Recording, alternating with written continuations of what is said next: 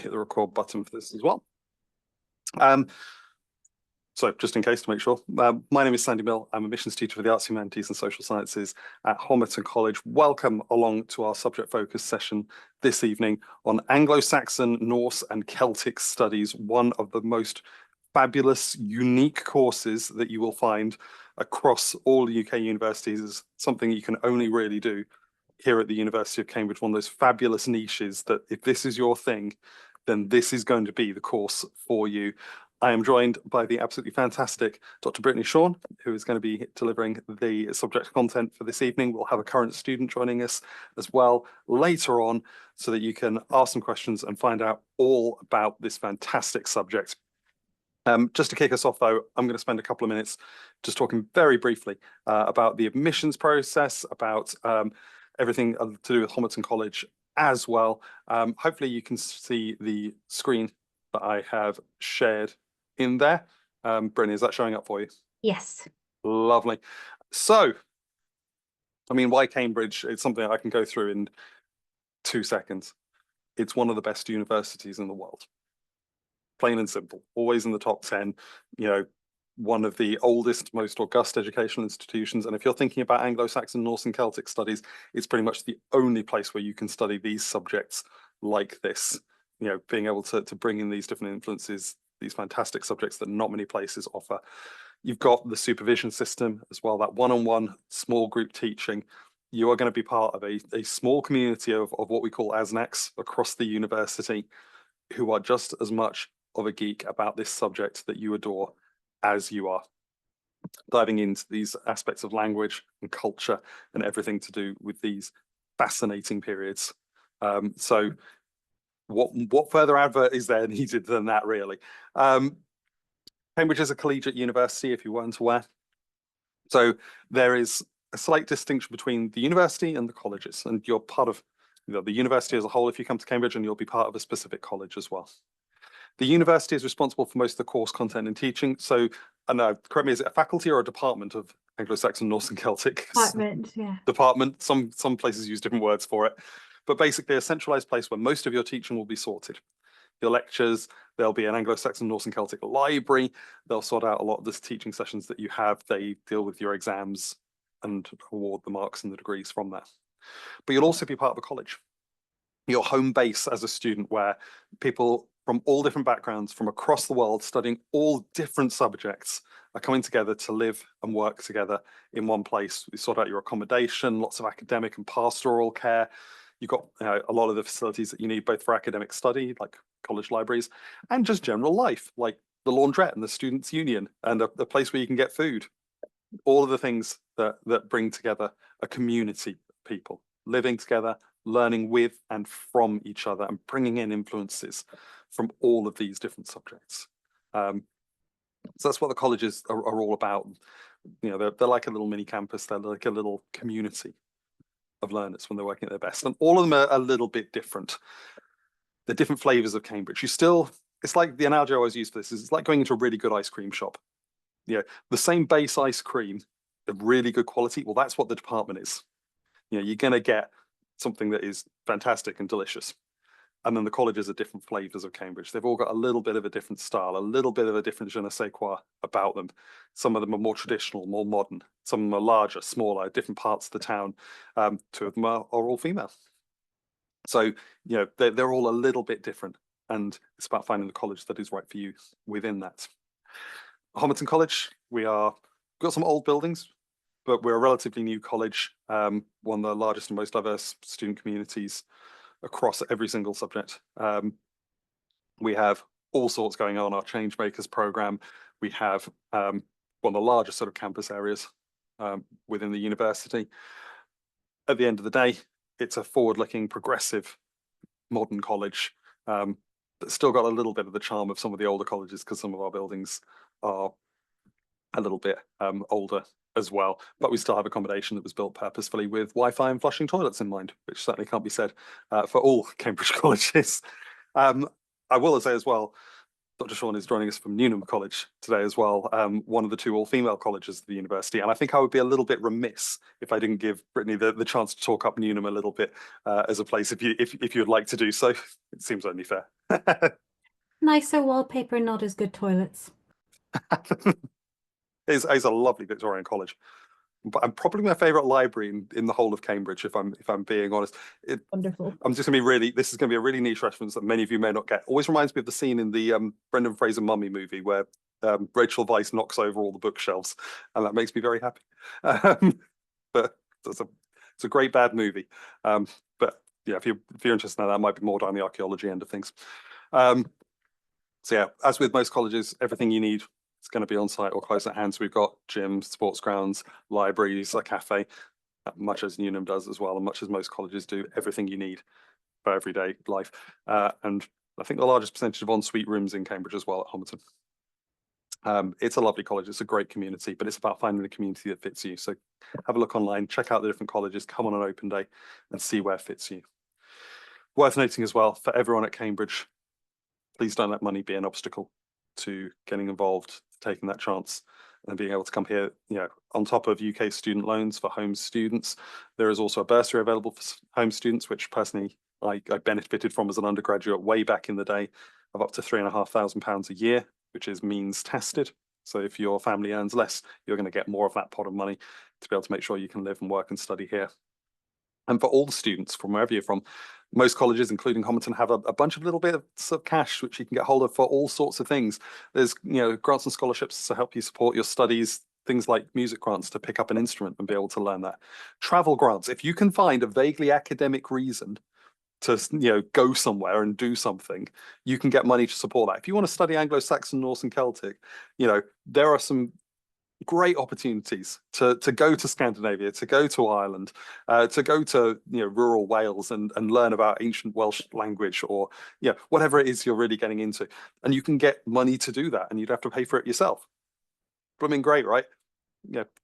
All you need to find is the excuse. So worth doing. All sorts of things for internships as well, to make sure you can access internships in the holidays. There's hardship funds if things really go wrong. That being said, you'll be expected to spend your money in a reasonable way. If you buy a boat with your student loan, we're not going to suddenly start giving you hardship money. We're going to make you sell the boat first. Wise financial decisions, please. But if things are out of your control, happen, you've got that support from your college there. And of course, there's extra support as well for young carers, care experienced students, so you can access accommodation and such throughout the year.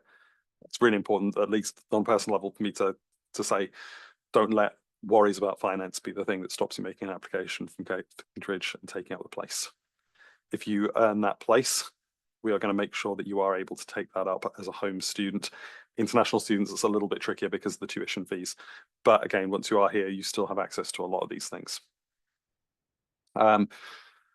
I'll pop the application process up on the screen here for just a second. Right now, hopefully you're in the mode where you're choosing your course and starting to choose your college over the next few weeks and months. Please do check for any admissions assessments, both for Anglo-Saxon, Norse and Celtic studies. I don't believe that there definitely isn't one that you need to pre-register for, and I don't believe there is one at all. But do check for the colleges that you're applying for any requirements regarding written work, as some colleges will ask you to submit an essay or two later in the process, and around about late October, early November, to show your writing ability. And as with all subjects at Cambridge, 15th of October deadline, interviews happening in early December. Some colleges will be interviewing in person, some will be interviewing online, so do have a look at that when you are choosing your college, if that is something that is going to make the difference in your application. At this point, though, I feel like I've said enough about admissions related things, and I think it's time to get into the main event, what you are all here for. So without further ado, I'm going to hand over to the Director of Studies in Anglo-Saxon, Norse and Celtic at Newnham College, the wonderful Dr. Brittany Sean, who is going to give you a little taster into this unique and brilliant subject. Thanks. I will go camera off to not be a distraction as well. And thank you for joining us, everyone. I'm just going to make sure that my screen shares successfully. Oh, Sandy could tell me. Is it? I can see it. If you just want to pop it full screen, it should be fab. How's that? Lovely. Brilliant. All right. Shout if it ever changes. Well All done. right. Thank you. I want to start by saying a little bit about what our course covers, how it's structured, and then what the kind of daily life of the average ASNC at Homerton looks like. Sorry, Brittany, one last Yeah. thing that I forgot to mention in terms of housekeeping. If you have questions for the Q&A section at the end, please do pop them in the Q&A at any given point. I don't believe that the chat is functional this evening, and having it all in the Q&A really helps us because we can see which ones we've answered and which ones we haven't. So if you've got any questions about Homerton or Newnham, if you've got any questions about studying Anglo-Saxon, Norse and Celtic that aren't answered through this, put that question in the Q&A at any point. It keeps that list there, and we'll be using that when we hit the Q&A in around about 50 minutes time. Sorry for interrupting there, Brittany. No, thank you. It's great. Help us remember things as we go along. So I just, okay, let's see. Yes, there we go. So I'll start with a map of the ASNC world, as it were. We study Northwestern Europe in the early medieval period, which is to say from the fall of Rome to the High Middle Ages, so 1300-ish, depending on where you are. It's a period of tremendous change that saw the emergence of the now familiar cultures of these regions and their languages into the written record. Britain was very much a cultural crossroads in this period. It was a multilingual place that was shaped by intense contact between different groups with evolving political, cultural, and religious identities. So it's a time both of incredible upheaval, but with that really seems to come creativity. And there was a great outpouring of art and literature that may be what brought you here. It's still captivating modern audiences and inspiring new works. But our sources for this period look quite different than what we might all be used to from studying subsequent times. History and literature, for example, are not easily separable categories, and the coverage of written texts, both in terms of time and geography, are sporadic.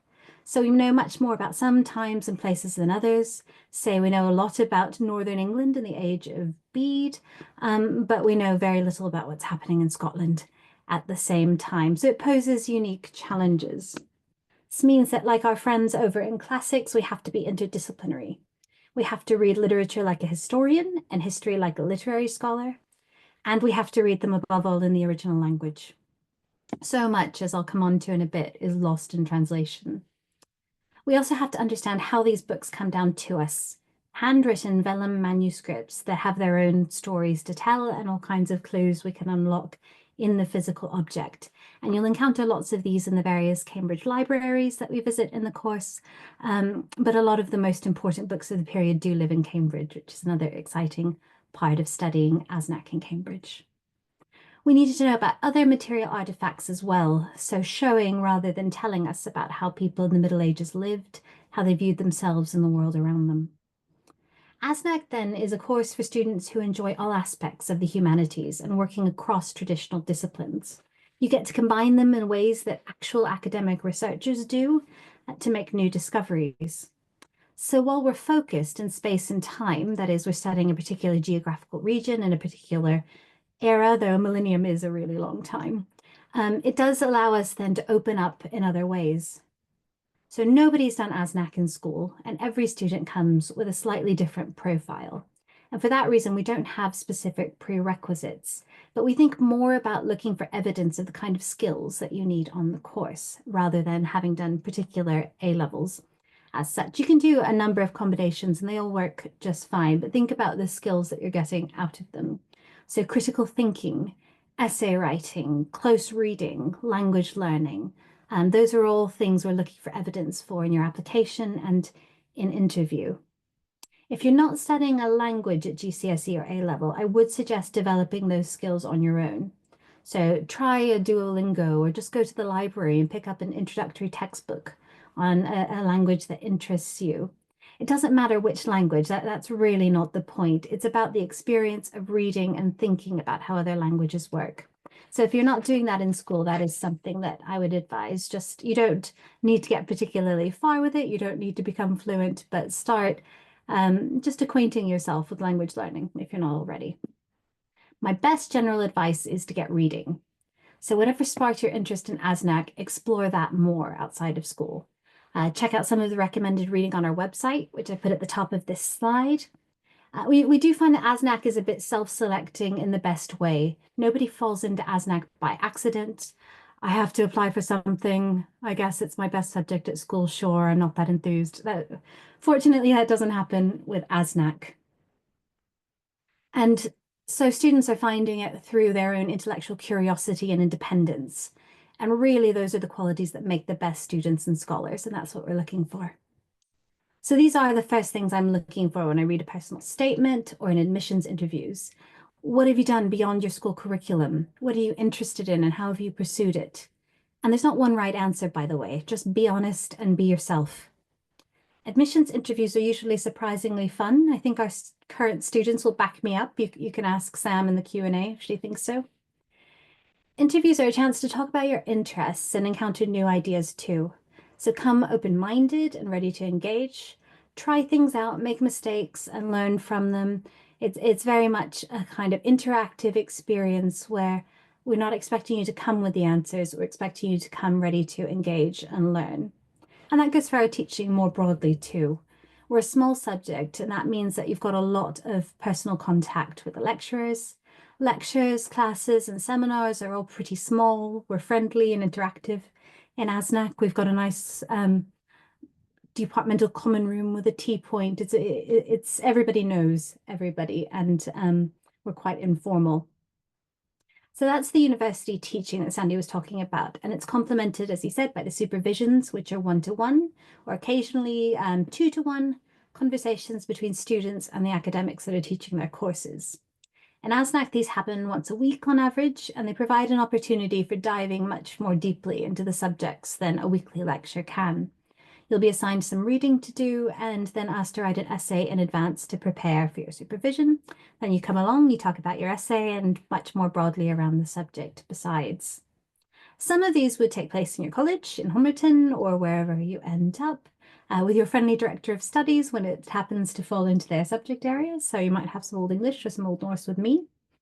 But you'll inevitably visit a lot of colleges in the course of your academic career, which is actually part of the fun too. And this is the case, I think, with all the small subjects at Cambridge. They tend to be much more centralized in their teaching. So I'll just say something briefly about the course structure. So ASNC is a 3-year course, and it's in 2 parts. Part 1 encompasses the first 2 years of study, and then part 2 is 1 year. So in part 1, so in your first and your second year, you choose 6 subjects to study, and you can choose any 6 that you like. We give incredible flexibility, actually, as courses go. So everybody comes up with their own particular menu that suits their interests. You're examined in 4 of them. So you do supervisions and exams in 4 of them at the end of the first year, which are called our prelims, and that's your sort of dry run to get kind of get used to things. And then the exams that really count are part 1. So that's at the end of the second year. And then you'll do exams in all 6 of your subjects. You do have the option in the second year that many of our students take to write a dissertation. And that's a long essay on something you're particularly interested in. You work with the lecturer in that area to come up with a topic, and they give you some guidance along the way. You have to do one at part 2, so it's good practice, and students love it, and they tend to do really well and get a lot out of it. So that's something we encourage, but it is hard to decide which subject you would drop. Broadly speaking, you can kind of divide what we offer up into the histories. So history of England, Scandinavia, Wales, and Ireland, Ireland and Scotland in this region, in this period. And then the languages and literature, Old English, Old Norse, Welsh, Irish, and Latin. We do have one other, which is quite unique in any undergraduate course, and that's paleography. So it's something really different and fun and incredibly useful. It's learning how to read manuscripts, read the handwriting, learning all about the physical object of the manuscript, learning how to date it, how to localize where it was produced, and all kinds of things about how manuscripts were actually made. So there you could come up with any kind of combination of these subjects, and they will complement each other. As I mentioned, this is an era of cultures in contact, so there's no right or wrong combination. Most people pick something from each category on the menu, but you don't have to. It's something you decide with your director of studies when you come up in October of the year you start. but it's worth starting to explore a little bit, even before interview. You can give your initial ideas and maybe talk to your interviewer about it if you like, what you're thinking might look interesting. So that's the structure of the course. And then part two is the bit everyone loves, the third year, and that's where you just really get to delve deeper into your favorite 4 subjects and a dissertation. So by this point, you can read all of Beowulf in Old English, no problem, and things like that. But most people would say part 2 is where it gets really fun. You've got all these skills, and now you get to really use them to do meaty things. So finally, I thought I'd just say something about what kind of life is like as an ASNC student. Essentially, as Sandy said, it's in 2 parts. Probably spend most of the day in this lovely salmon-colored building. That is the Faculty of English, where the Department of ASNC is housed. It's got our library, it's got all our teaching rooms, it's got our common room where you can work and hang out and have a cup of tea between your lectures and classes. So that's where most students spend most of the day, I would say. So that's your sort of academic life, your work life. And then you go home. And that's what college feels like, I think, to most people, wherever they end up. You go, you have dinner with your friends, you talk shop or you don't talk shop. And then the nice thing there about, again, being in a small subject is your friends are going to do all different subjects. So it's not, you can ASNAC as much as you want. You can go home and tell your friends stories of Vikings and Bede. But you also have that whole Cambridge community. You get to hear about what your scientist friends are doing. You get to do your hobbies, play some music, play some sports, whatever it is you like doing. That's where you sort of decompress and have your own home space. So I think wherever you end up, I think colleges, there's not a wrong answer. There are lots of reasons to choose one college or another, but most people end up feeling very warm and affectionate about our undergraduate colleges, and it remains kind of home. So do please ask me more about any of that if you like in the Q&A. Drop some notes now. But for the next little while, we're going to have a little taster, the kind of things we do. So I'm just going to give you a little mini talk about some of the literature you might read if you do ASNAC. So I want to look briefly at how medieval texts constructed the ancient past from their perspective.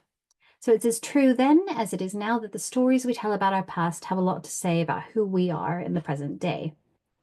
So we'll just kick off with the most famous Old English poem, Beowulf. It opens, What, we gardena in your dagum, theod kuninga thrym your frunon, hutha athalingas ellen fremedon.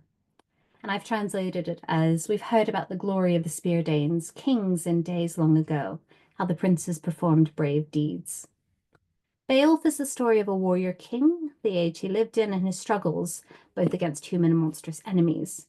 What it doesn't mention at all is pre-conquest England. It doesn't mention England at all. So I'll talk more about the where in a second, but let's start with the when. The word I've translated as days long ago is your dagum, so that's the word at the end of the first line.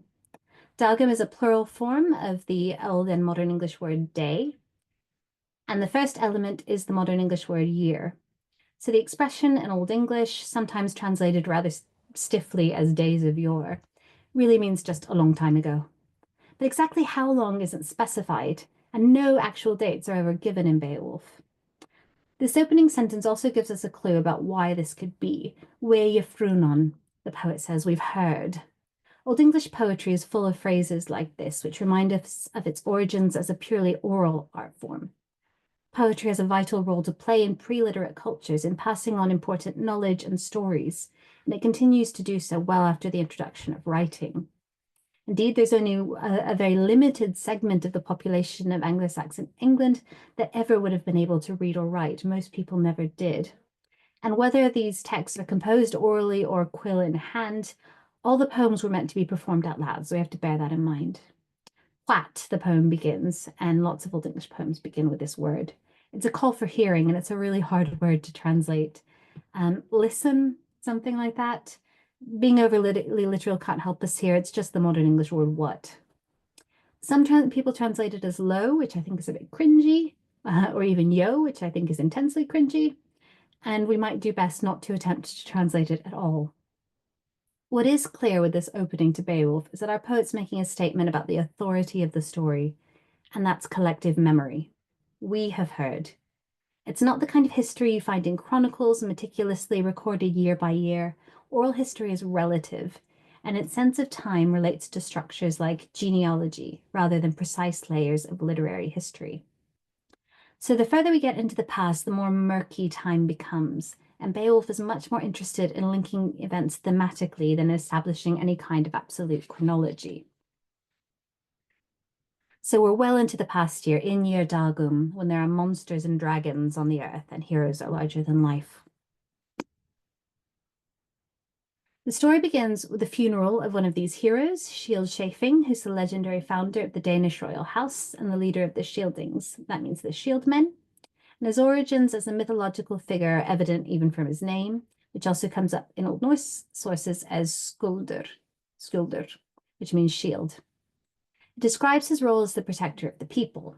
The second half of his name, Skjefing, means son of Skjef, that is sheaf, which suggests an association with agriculture. So what it really conveys is that success in war and agriculture are the foundations of a flourishing society.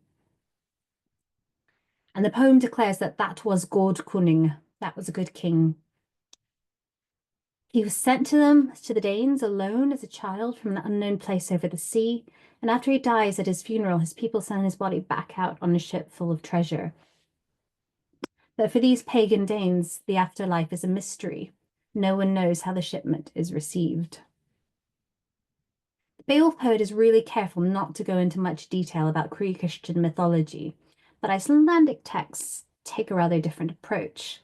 The Old Norse poetic Edda is a manuscript of poetry on mythological and legendary subjects that was written down in the 13th century, but the text it contains can be dated back to well into the pagan Viking age. Iceland converted to Christianity nearly 400 years after England did, so it's no wonder that its literary history kind of takes a different trajectory. Both traditions, however, maintained this fascination with an ancient legendary past. And the poetry we find in the Edda is really similar in style, form, and content to the heroic Old English poetry. And we even meet some of the same characters, which I'll come back to. Old Norse and Old English languages are very similar. When the Vikings turned up in England, they could probably understand the people they met there. So Old English and Old Norse are probably mutually intelligible with a bit of gesturing and goodwill, I think. Like Beowulf, the Edda begins by taking us back to the origin of things as far as anybody can remember to tell it. It's rather further back in this case, as the speaker of the first poem in the book, Völuspá, the Seeress's prophecy, is a dead prophetess. And the first stanza of the poem reads, Hljóðsbið ek allar kindar, meiri og minni mugu heimdalar. Vildu at ek, valföður, vel fyrir fornspil fira. Þau fremst man. Ek man jötna, aurum borna. Hearing I ask from all the tribes, greater and lesser, the offspring of Heimdall. Father of the slain, you wished me to well declare living beings' ancient stories, those I remember from furthest back. I remember giants born early in time. So she too begins with a call for hearing, addressed both to Odin, who's the god she's speaking to in the poem, and to Allar Kindr, all the tribes of living beings. And that includes us, the human audience of the poem. The name she uses to address Odin is Valföður, father of the slain, and it refers to his role in Norse mythology of choosing the best warriors to die in battle so they can join his army in Valhalla. Odin is assembling this mighty army to prepare for Ragnarok, which is the end of the world when the gods will fight the giants and Odin himself will be killed. Many Old Norse myths revolve around Odin's search for wisdom and this kind of ultimately futile effort to escape his own mortality, which of course he can't. And that's what's happening here. So the prophetess sees through him and she taunts him. But despite her hostility toward him, Odin has compelled her to speak. And so she has to give this information about the history of the cosmos. But it's interesting that she gives her credentials as personal experience of both. She knows about the past because she was there from creation, and she knows about the future because she has these prophetic visions.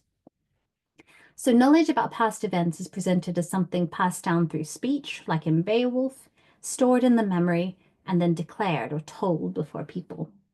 So as we've observed in Beowulf, mythological time is relative at best, and the adventures of gods and heroes are simply located in the distant past. So it's after the creation of the world order, but before its end at Ragnarök. Another Old Norse poem, Hamthismal, tells of the horrible deaths of the children of a famous heroine, Gudrun Gjugardottir, at the hands of an evil Gothic king, and it starts by setting the scene in the distant past quite simply. It was not today nor yesterday, a long time has passed since then. Few things are so long that this isn't twice as long. We usually refer to the historical period in which the legends of Old English and Old Norse poetry are set as the Migration Age. It's the period from about 300 to 600 AD. Till the fall of the Roman Empire in Western Europe. The last Roman emperor was deposed in 476. And the movement of peoples, including a number of Germanic tribes around Europe to establish new Germanic kingdoms like Visigothic Spain, Ostrogothic Italy, and of course the Anglo-Saxon kingdoms of England. Famous leaders in this period entered the realm of legend, celebrated in stories and art from across Northern Europe, from Germany to France and Scandinavia. In Old English poetry from the 10th century, for example, they're still talking about Eormenrich, who was king of the Goths in the 3rd century and fought against the Roman Empire. And even more famous and celebrated was Theodoric, the king of the Ostrogoths in Italy. He was an extraordinarily long-reigning and successful king. He reigned over 50 years, and he extended his power even to the Visigoths of Spain before he dies in 526. So you can see his image there on a surviving gold medallion. And we know there was an equestrian statue of him in 9th century France. His name, modern Derek, comes up in various Old English texts too, and in Old Norse where he's Theodrikr. Even the famous Huns, who conquered large stretches of Central and Eastern Europe in the 5th century, get co-opted by Germanic legend. Perhaps owing to some real memory of the overlordship of the Goths, they're related to them and imagined as yet another Germanic tribe, despite their actually Central Asian origins. One particularly ancient Old Norse poem tells of a famous battle between the Goths and the Huns, where King Attila is an important character in the Poetic Edda too. In Old Norse, he's called Atli, and he's said to be the brother of a Valkyrie called Brynhildr. So we're moving further and further from historical reality here, well into the mythological realm. A Valkyrie is a woman who moves between the human and divine realms in Old Norse mythology. She chooses who dies in battle and takes them to Valhalla, or often rebels if she falls in love or thinks Odin's made the wrong choice, and helps the human hero instead. So these warrior kings are imagined as the kind of men that Valkyries associated with, the mightiest heroes. And the whole period is remembered as one in which a few aristocratic warriors could shape the whole course of history. That's a fantasy, of course, but it was clearly a really powerful one. The physical trappings of this heroic age were remembered in as much loving detail as these famous figures. So we've got the great halls and armor and weaponry of the top ranks of the elite described minutely and poetically. And to some extent, this reflects a memory of reality. So we've got the Danish hall at Herot in Beowulf, for example, which could have been based on Lyra, it's been suggested, which we've got a picture of on the slide, which is an enormous migration age hall in Denmark. And in England, the excavation of Yevering, a 7th century wooden hall in Northumbria, hints that there was a grand wooden building there that doesn't survive. So there was this kind of thing in England too. Wood doesn't survive that well. So there's evidence of this kind of amphitheater-like structure that could be used for these meetings and ceremonies that Beowulf describes.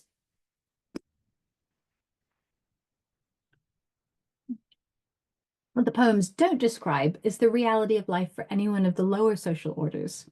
In most of the poems, and Beowulf is a prime example, no one other than the warrior elite is mentioned. All the characters we meet display extreme wealth. Despite the evidence of archaeology, all of their treasures are golden, and everyone has fantastic armor and weapons. So you have some examples of the sort of thing they're imagining, and this is all incredibly impractical, and nothing like everybody would have had these sorts of things. But we do have we can see in these rare elite artifacts what what they're imagining. And things like this survive from England and Sweden. But yeah, not everybody would have had one. Equally, heavy emphasis is placed on gold and gold ornamentation on weapons and armor. And again, this seems to be based on some genuine memory of historical reality in which gold was comparatively plentiful. So there was more gold around in the Migration Age, but nothing like these poems imagine. There just isn't that much. And there was also a great deal of silver, but silver is not poetic. They barely mention silver in poetry, even though that's by far the more common precious metal that they're dealing with. So just like only the greatest heroes merited mention, so too only the most prestigious objects get mentioned in texts. So this is the world of legend and myth, still very much part of real history, but it's a distant past where things are different than the present and in many ways more extreme, both in terms of physical trappings of life and the society that enjoyed them. And we'll see that that comes out in positive and negative ways. We use words like myth and legend to indicate at a basic level that the content of a story is not literally true, or that an original kernel of reality has grown so distorted that there's little truth left in it. As I mentioned at the beginning of my talk, however, this is our perspective and not that of medieval audiences. While their ideas of what exactly is true about these stories might have varied, and indeed they might have debated them amongst themselves, it's important not to project modern notions of fiction backwards, and they certainly don't apply here. Part of the problem is that defining the supernatural is culturally specific and constantly changing. It's rooted, of course, in our understanding of what nature is and what it is not. Since the Enlightenment of the 17th and 18th centuries, this has changed rather dramatically. In the early medieval period, it was also complicated by major religious change, with the conversion of Northern Europe to Christianity and the new learning that came with it. We can see a fascinating process at work in Old English and Old Norse literature, as these cultures tried to relate their ancient history to what they read in the Bible and classical texts.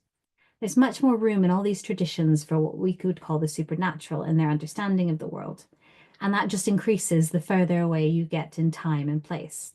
So the monsters of Beowulf are a good example.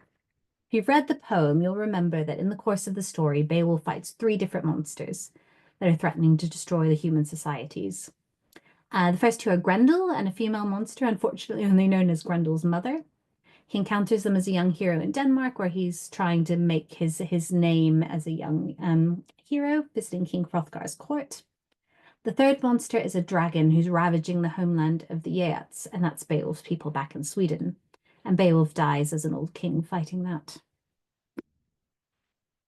Grendel and his mother are vaguely human, but aside from a description of his nasty claw, we really don't get much detail about what they look like. We're told that they saw 2 such large frontier wanderers occupying the moor, alien beings. One of them was, as they could most certainly ascertain, in the likeness of a woman. The other wretched one walked the paths of exile in the form of a man, except he was bigger than any other man, and they called him Grendel in former times. It's the uncomfortable notion that they're rather like us that makes them so scary. They raise questions about the boundary of what it is to be human and the potential of people to become monsters. There are a few eerie similarities between the hero Beowulf and Grendel too. They both fight without weapons, they both have the strength of 30 men, an odd detail, and it suggests the line between heroes protecting society and monsters attacking it are really not so hard to cross. And this is a problem that's inherent in power, of course, in any age. These monster fighting episodes form the narrative core of the poem, but they were looked down on by early critics who saw such supernatural characters as undermining the poem's historicity.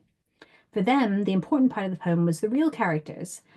Beowulf, his uncle King Hugelac, who was a real 6th century character who raided Frisia, and the war between the Swedes and Beowulf's people, the Geats, the 2 main tribes in the country that later become Sweden. So you can see how that turned out.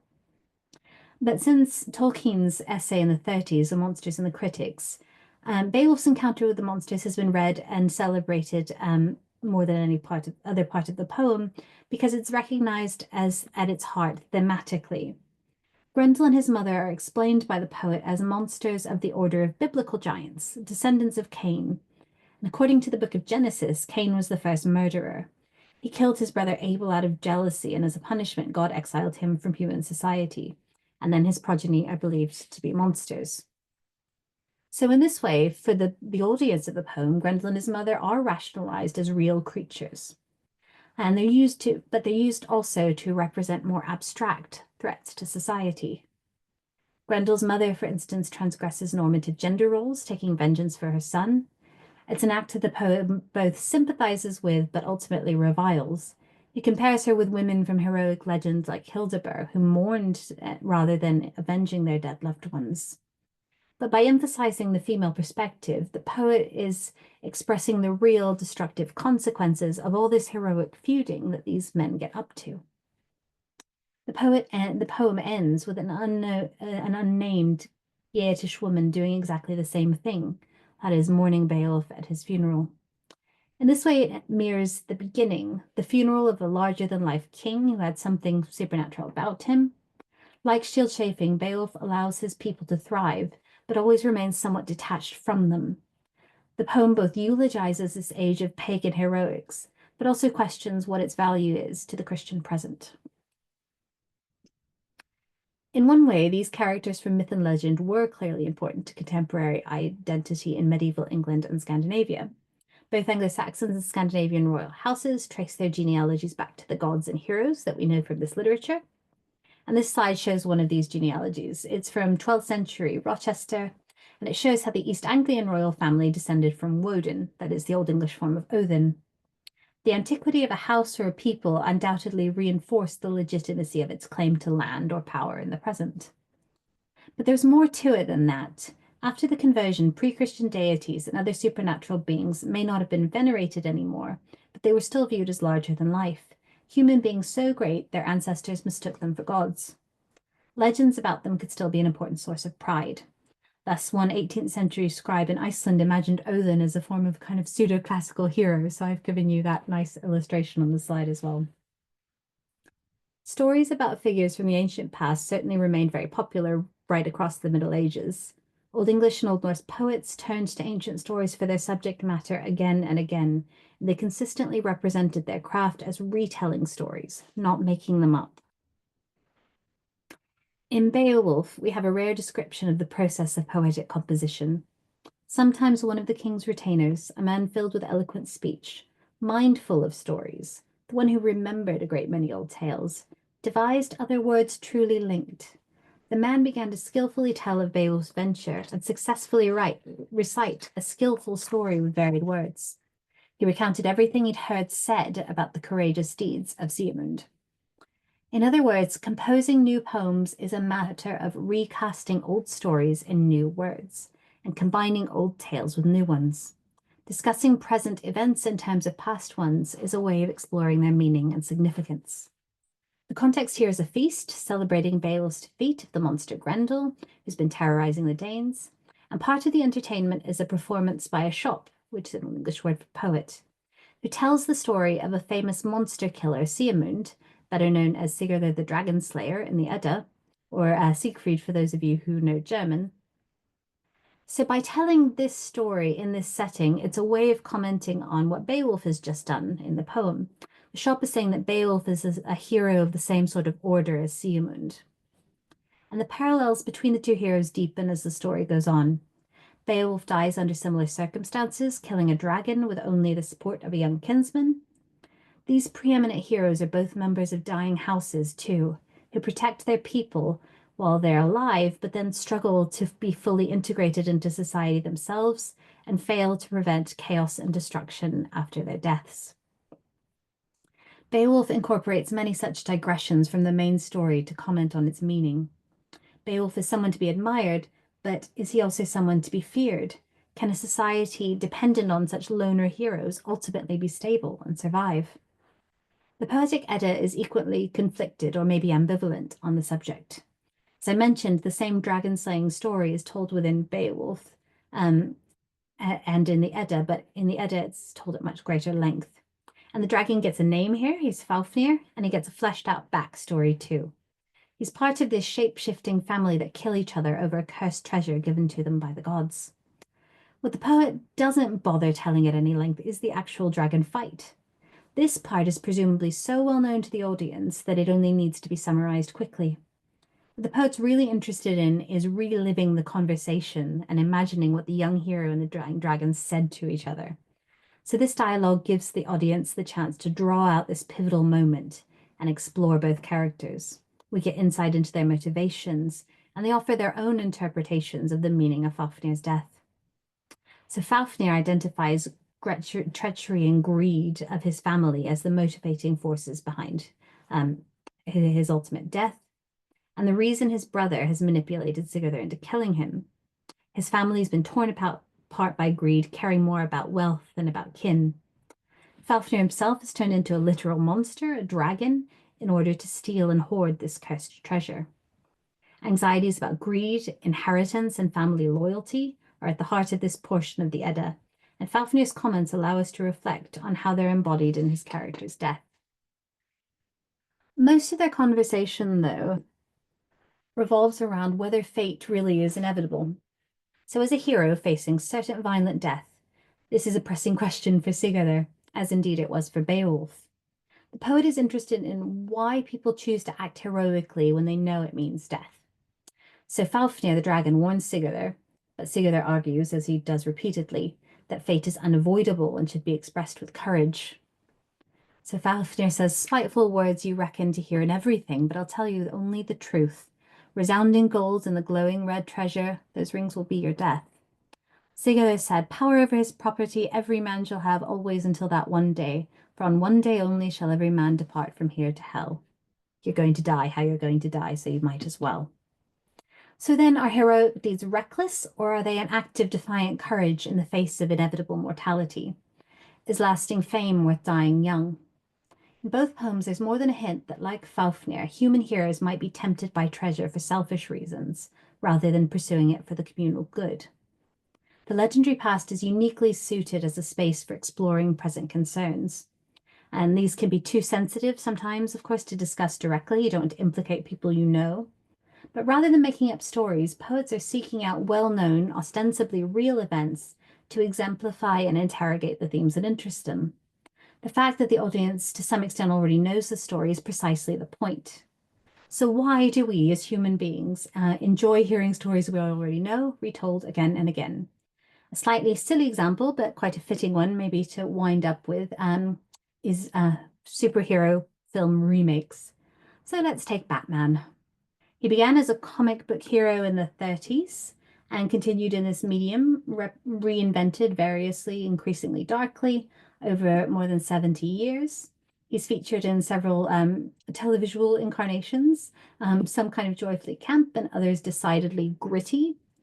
On the big screen, he's been through several changes of face and tone, so we can choose from a menu of Batmen. We've got Michael Keaton, Val Kilmer, George Clooney, Christian Bale. I don't think we need Ben Affleck, and I don't have space for Robert Pattinson, and that's just since 1989. The main facts of the story don't change. It begins in the same place, and the outcome is always the same, with Batman beating Joker, Penguin, Riddler, whatever, after various ups and downs. So we know what happens before we ever enter the cinema. What does change with each telling of the story, aside from the actors and the special effects, is how we interpret its meaning. We revisit the characters and their motivations, the setting. We take up new perspectives on the story to explore why it has to play out the way it does and what that says about us. Different generations focus on different themes and come to different conclusions about them. Part of the appeal of these stories is their exoticism, be it flying men leaping tall buildings in a single bound, or Valkyries swooping around battlefields collecting the dead for Odin. But their endurance and productivity ultimately derives from their familiarity and the continued relevance of their central themes. Such stories can, for example, explain the origins of society itself, some aspect of its values or institutions, or reflect on important social concerns, values, and anxieties. By retelling real historical stories, or stories that we believe are true, and whether or not they are doesn't really matter, we're looking to who we were to explain who we are, and then ultimately who we want to be. So I will just stop sharing there, or you could stop sharing me, Sandy, if you want to.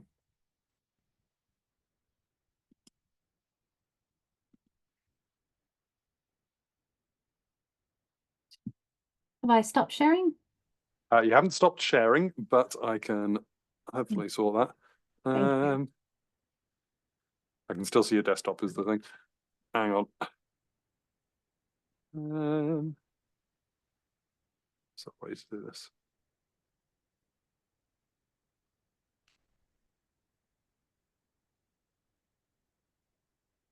Bear with us for just a second and we'll go to the Q&A. Let me just grab my PowerPoint.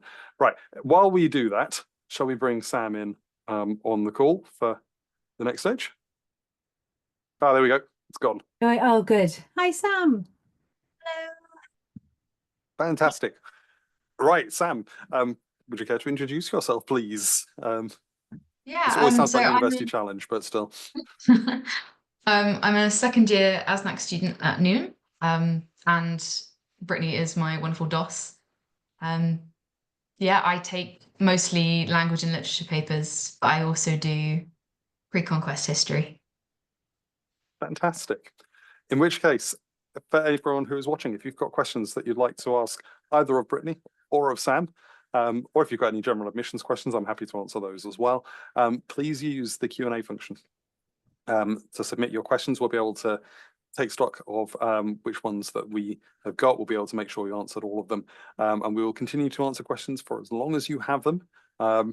If at any point we completely dry up of questions, we will stop the session at that point. But I'll give you a couple of minutes to get those questions written in, whether it's about course, whether it's about what it's like being a student studying ASNC at Cambridge, anything. There are very few stupid questions, and those that are just completely irrelevant to any of that. If you start asking us about the sciences, then we might not answer. But other than that, please do get those in there. So, Brittany, you've got a view of the question and answer as well, and I think there may be a couple that came in earlier than what I've got. So if I ask what the first question that I've got on the list is, then we can, if you're able to log which ones you haven't got. So the first one that I've got is, I think for you actually in this case, Brittany, I can see on the online course outline that in years 2 and 3, you can choose to substitute one of the papers with one from another subject, including divinity. And the person who asked is wondering, to what extent does the ASNC course offer options to explore other topics like medieval Christianity? Thanks. That's a great question. Yes, in the third year, there is a divinity paper that you can borrow. It's been quite popular with our students in recent years, and they've really enjoyed it. And our very lovely colleague in Corpus teaches that. So I think, Sam, your friends would probably recommend that one, wouldn't they? Yes, and the second part of your question, to what extent we explore medieval Christianity? Quite extensively is the short answer. It comes into everything because, of course, with Christianity comes the technology of the book and writing. So the vast majority of our sources come to us through monasteries, and they're writing about the things that they're immediately interested in many cases, which is teaching and learning about religion and the Bible. So we do a lot about medieval Christianity. Sam, do you want to say anything about your experience?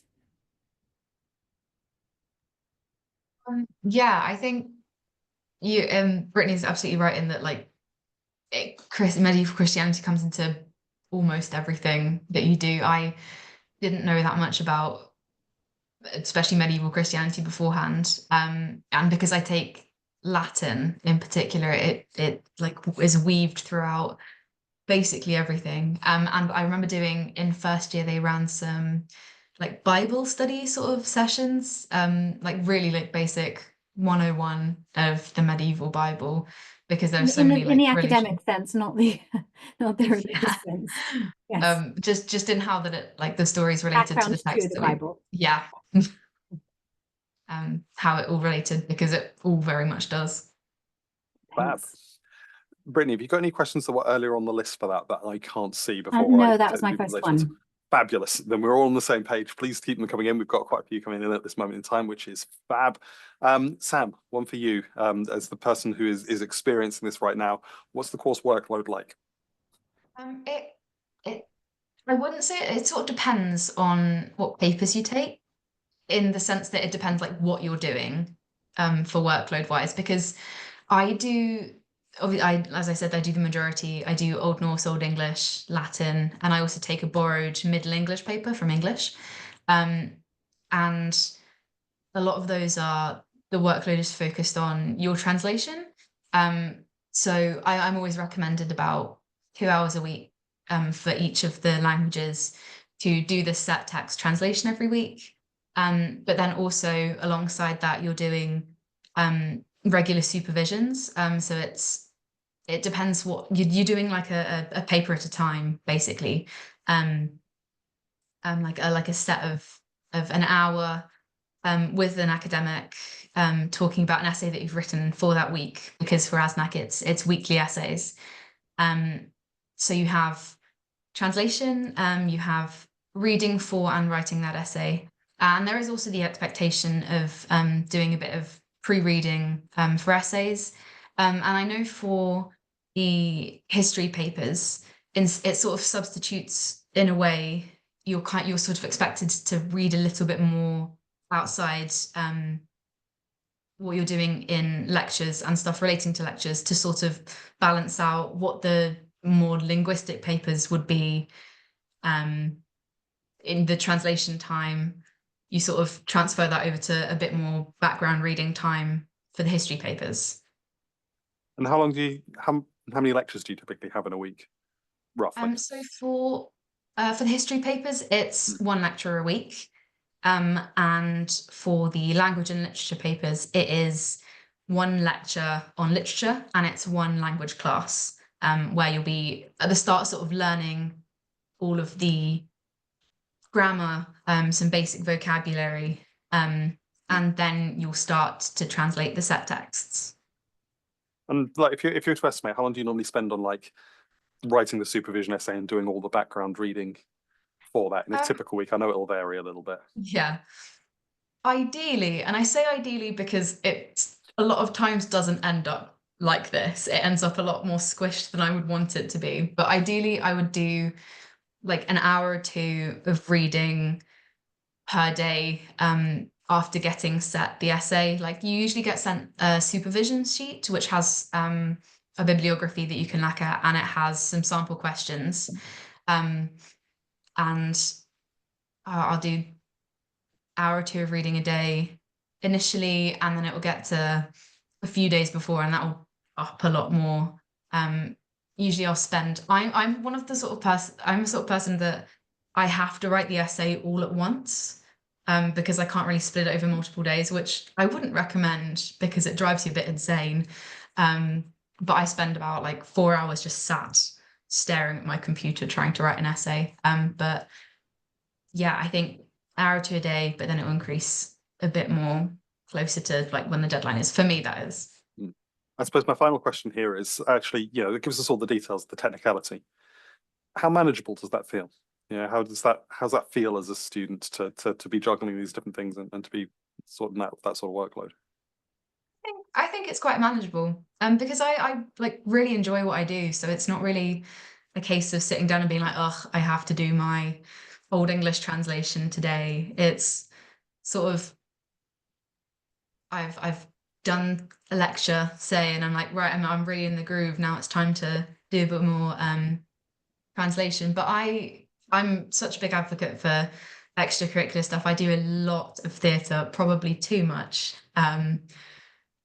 So, and I found it, as soon as you get sort of into the swing of things, you learn how much time you need for certain things.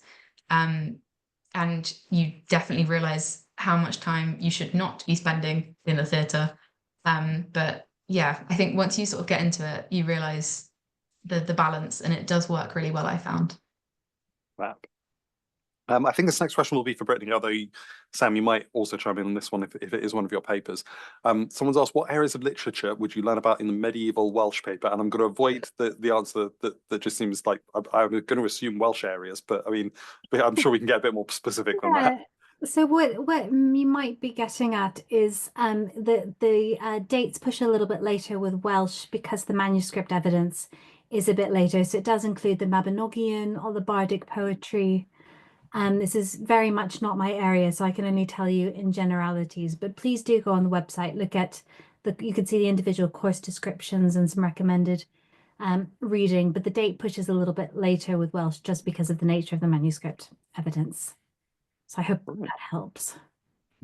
And as always, like really looking at the website, because it has all of the nitty-gritty in terms of the course content, making sure, you know, for any university that you're looking at, that the course that you're thinking of applying for does all the things that you want it to do is really important. So, you know, it's not a fob off. We genuinely want you to engage with that material to make sure that you've got all of the details for what you need in terms of making that application. I'm going to take the next one, as it's an admissions one.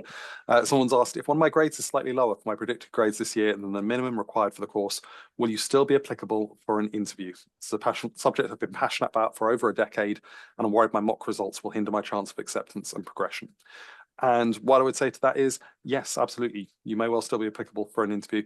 Different colleges will look at the application holistically. So particularly if your school, you know, is maybe a less high performing one, that certainly, you know, would not be a barrier necessarily to an interview. Some colleges deselect a little bit more harshly than others, but we'd be happy to consider an application in that sort of extent. And as well as that, if your predictions are purely based on mock results, then your teacher should let us know that in the reference, because actually it may be that you've had a bad day on that particular day, and actually you are capable of getting the A star and 2 A's that we would typically ask for an Anglo-Saxon, Norse and Celtic applicant. And in fact, then they should be telling us that, and that they've had to put down the particular predictions because that's how the school operates. But actually, here's why, you know, you may well be on for those grades that we are looking for. So it doesn't count you out. Do everything you can to strengthen that. If you can get the school to put those predictions to the right level, and if they're accurate, to make that will certainly help things. But if not, something in the teacher reference that will help explain those predictions would be very useful indeed to help contextualize and make sure that we can still consider you as a strong potential applicant within Anglo-Saxon, Norse and Celtic. But that passion that you've had for over a decade, that's the key thing. Yeah, this is a course that really rewards those who geek out over all of these things, or even just some of these things that are included within it. And as Brittany was saying earlier, you know, the people who want to study this subject wants to study this subject. It's not something you stumble into by accident, and we are one of the very few places. And look, you can see the grins on the faces of the other two here. Those tell me, make the application, give yourself the opportunity, but give yourself as much as you can in the application to strengthen that, so that those predictions aren't be all and end all. I hope that helps. Sorry, I geek out a lot about admissions related things for obvious reasons, but I think that's a really good question. Right.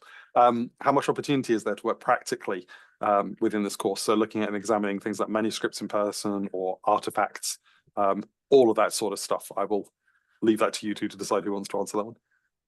Yes, lots, as much as you like, in essence, that it comes most directly into our paleography course. But several of the courses involve visits to various college libraries to view manuscripts. I mean, you can't just get them out just for fun because you fancy a play with the Anglo-Saxon Chronicle or something. You've got to have an academic reason, but the things are here and have an academic reason. We've also got the Fitzwilliam Museum. We have students who write dissertations and do projects on artifacts here in Cambridge, and they go and use them and view them. And dissertations are one area where students can choose to work with objects, but there's tons of opportunity for that. I think I'd also be remiss if I didn't mention the travel grants that we mentioned at the start as well, and the ability to actually go to the regions that you're studying and to be able to visit museums, potentially, you know, do some practical study out there as well. And that you can get additional funding to do that in the holidays if you'd like to do so. I don't know if that's an opportunity that you've taken up, Sam, or something you're thinking about. I unfortunately haven't yet, but I should, given that my dissertation has been all about Old Norse literature. Perhaps. In Iceland. It's expensive. It's an expensive place to go without college funding, so definitely take advantage. Sorry, Brittany. I was just going to say that's a great point, and we also have a lot of departmental funds too that can supplement or match college funds for those things. And language courses are another thing that people often use in the vacations in the summer if they want to go and work on their Welsh or their Irish or their Icelandic. There are lots of opportunities for that. So while we start booking Sam's trip to Iceland later in this year, let's get the next question here.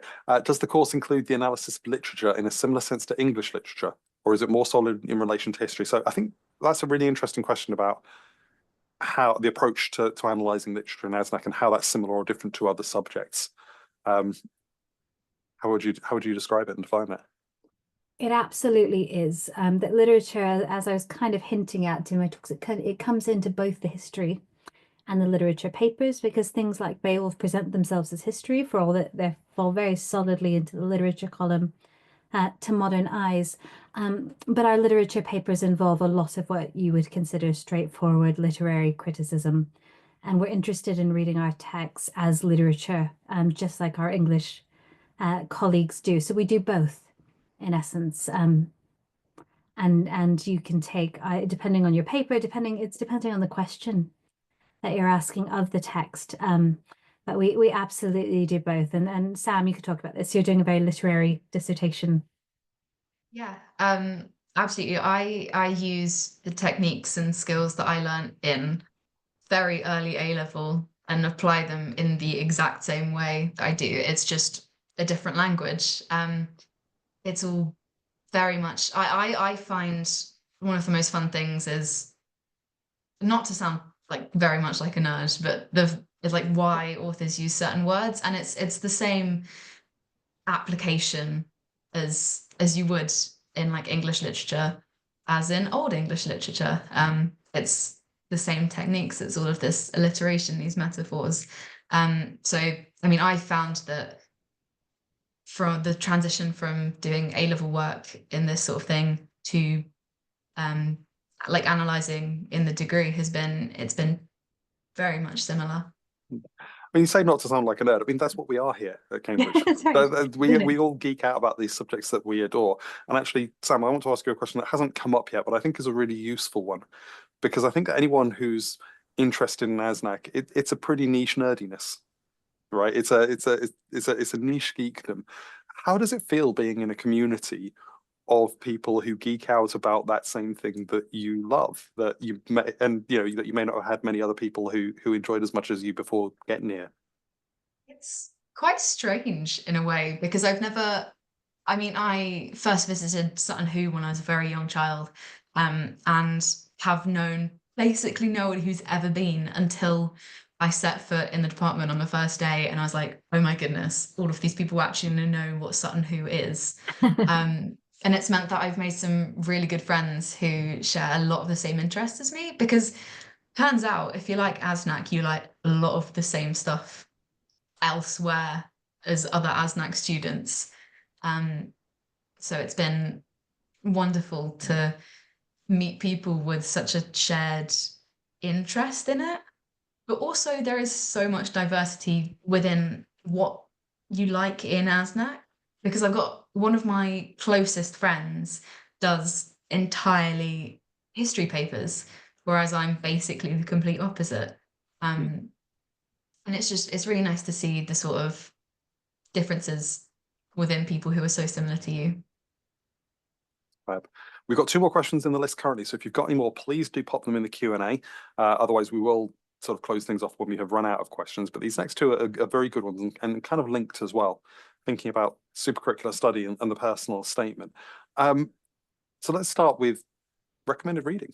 I'll take this question to both of you here. Someone's asked, do you have any recommended reading that is a good introduction to the course and the subject, maybe a starting point for people who are looking to awaken that geekery in this subject?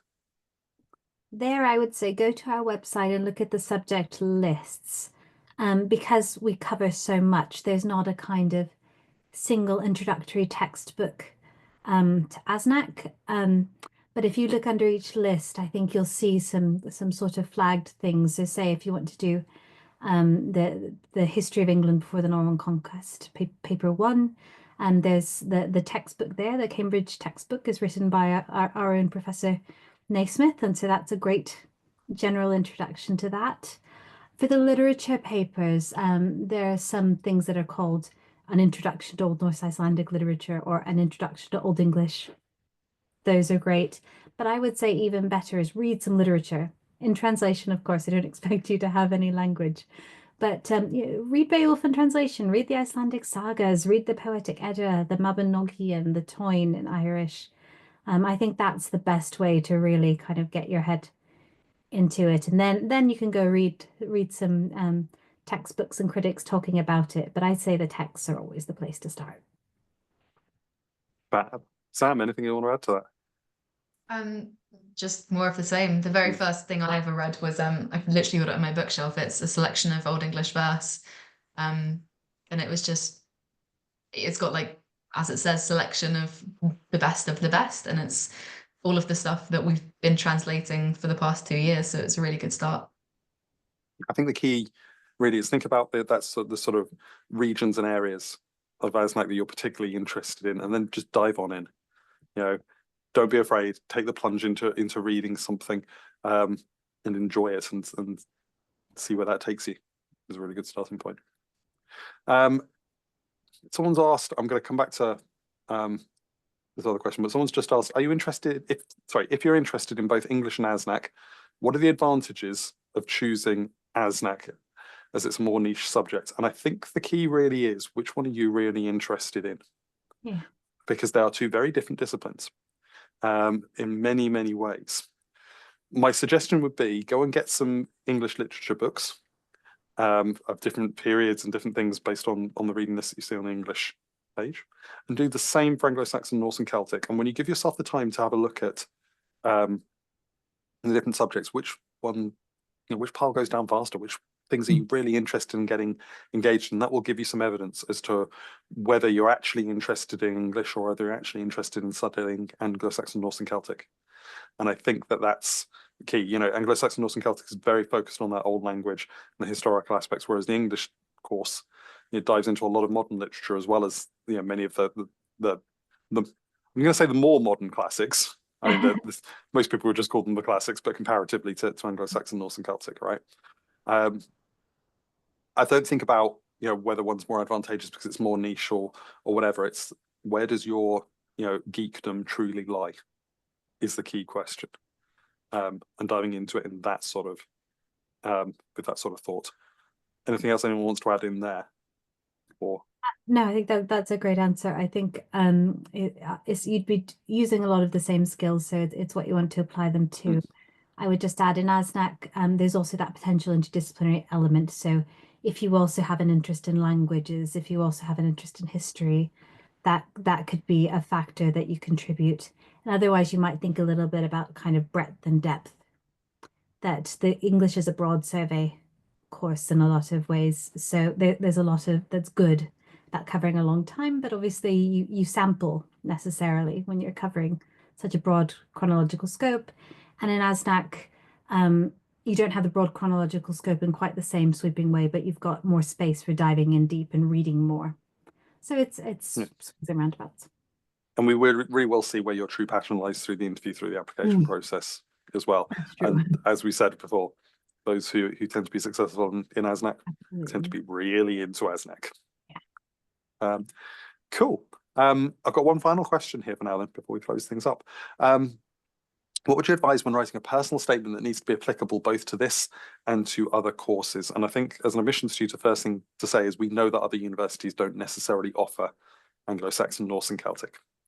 So think about what you're applying to at the other universities. If it's similar courses, you could find areas where it overlaps. Maybe you're studying, you know, something Norse at all of them, in which case you could write quite a Norse personal statement. If you're applying for general history courses or language courses, you could focus more on those aspects within the personal statement, but we'll be reading that knowing that you are applying for different courses at different universities. But as part of the My Cambridge application form, which you'll be submitting just after you submit your UCAS application by the 15th of October, and the deadline for that is a week later. But on that form, there is space for a 1,000 character Cambridge specific personal statement. And that, for me, is a really useful thing for an ASNC applicant to use, because it is such a unique course. You could use that 1,000 characters to really talk about why ASNC, even if your personal statement isn't saying that as strongly because you're looking for other subjects at other universities. You can use that to really talk about the things that you've read and studied and your interest within Anglo-Saxon, Norse and Celtic. So that's one thing to consider as part of that. Sam, how did you approach the personal statement with that in mind? I know it's a couple of years ago now. Yeah, I was applying to English elsewhere.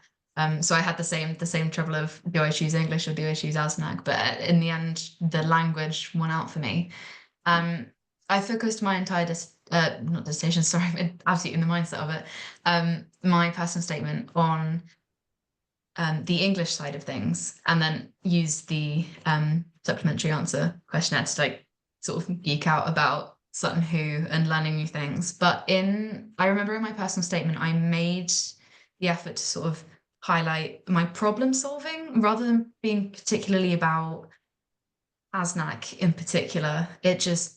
I tried to include bits that related to how I'm tackling new things, because I remember I was attempting at the time to solve the Kane's jawbone, but so I made note about that and said I'm not afraid to try like new things and work things out in a way, because I had the sense of, and it is what I found in doing ASNC, is that's the sort of way to approach it, is it's being a bit unafraid to try something new. So I tried to highlight that as a personal quality, because it is as a personal statement. It's about you, not just about, you know, your work. So I think it's like the transferable personal skills you have in a way, and that's what I tried to get across. I think that's great advice. Thinking about the skills that apply to all of the courses that you're applying to, including ASNC, is a really good way to think about this. Brittany, I mean, how are you looking at the personal statement as someone who's involved with admissions and looking at applicants from a subject-specific viewpoint rather than my more broad admissions point? I would just echo what you said, that we're very aware that you've got to be applying to more than ASNC, and that nowhere else does ASNC. So normally it's pretty clear when you're reading them whether people are usually applying to history, English, languages, archaeology, some kind of kindred study, as Sam mentioned. So in the main personal statement, I mean, it's interesting to see your other interests too, but you the whole person, but I would expect normally some kind of ASNC something to come up. So if it's literature, if it's English, you probably talk about some literature. If it's history, you show some interest in medieval history. If it's all about Nazis, I'd be a little bit surprised. That kind of thing. And then yes, please do use that supplementary box to say what it is about ASNC that you're interested in, any particular interests. It's not a secret or a surprise at all, that all of those things are invitations for us to chat about things in the interview. So you tell us why you're interested. One final question then, which I'm going to ask for the both of you here. If you have one message or piece of advice for people thinking of studying Anglo-Saxon, Norse and Celtic that you would want to get out there, what would that one thing be to close us off this evening? I'm jumping this on you at the last second, so I'll pad for time for a moment while you think. Read and pursue the things that you're interested in. That will come out in the application, in interviews, and serve you all the way through. What do you think, Sam? I'd say just try a bit of everything, because you never know what you're gonna fall in love with until you try all of the different things that are on offer. I mean, I remember like almost all of my year group does paleography, and I really tried it, but I really could not get myself to like it in the same way. But in the sense that I initially wasn't considering taking Old Norse. I tried it and I read a bit about it, and now come second year I've done my dissertation on it. So yeah, there's so much scope. Wonderful. We're going to close things off there this evening. I want to make sure to give a huge thank you to Sam Erickson, to Dr. Brittany Shawn for coming over from Newnham College today to tell us more about this fantastic subject. It's one I genuinely love. I hope you've enjoyed this session. More importantly, I hope you found it really useful in starting to give you some guidance on where to go next in exploring it. And hopefully we've ignited a few fires today for some fantastic Anglo-Saxon, Norse and Celtic applicants. Thank you both so much for joining us today. It's been a real pleasure. Thank you to everyone who has watched and listened. And thank you for joining us. Have a lovely evening, everyone.